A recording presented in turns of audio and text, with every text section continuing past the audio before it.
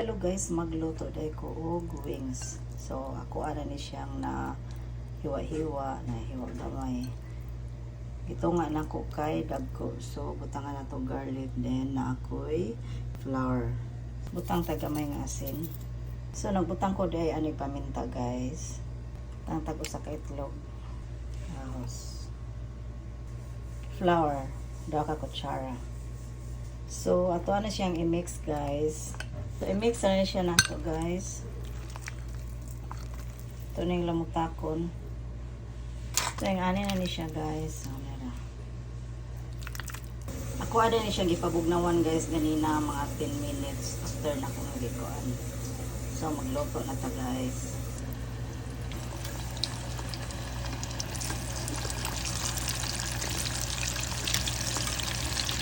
Kana lang sa ako ang lutoon, guys.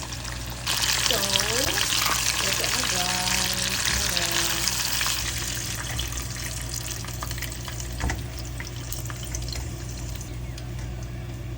So, it's all for today. My fried chicken.